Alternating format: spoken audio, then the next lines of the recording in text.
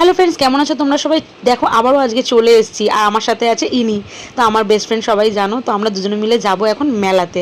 তো এখানে মেলায় গেছিলাম, কি সুন্দর সুন্দর কাপলেটগুলো দেখে না মনে হচ্ছিল যেন সবগুলোই কিনে নিই। আর কোথাও গেলেই শুধু মনে হয় ঘরের জন্য জিনিস কিনতে থাকি, এত সুন্দর সুন্দর জিনিস দেখে তো আমি পাগলই হয়ে যাই।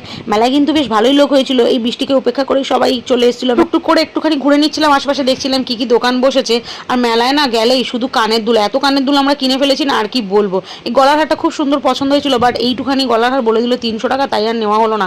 মেলায় না জিনিসের দাম অনেক বেশি থাকে, ঠিক হিসাবে 300 টাকা অনেক বেশি ছিল। তো যাই হোক, মাম্পিদি এখানে কানের দুল কিনে নিচ্ছিল আর তার সাথে সাথে আমাকেও একটা কানের দুল কিনে দিল। টুকটাক কেনাকাটির পর ভাবলাম একটুখানি কিছু খাবো, কিন্তু এত জোরে বৃষ্টি নেমে গেল আর কিছু খেতে ইচ্ছা করলো না, ভেজাচ্ছে মনে হলো বাড়ি পালাই আগে। তো মেলা থেকে আমার বাড়ির ডিস্টেন্স খুব একটা বেশি না, ঠিক আছে, সেটা আমি দেখাচ্ছি পরে তোমাদের।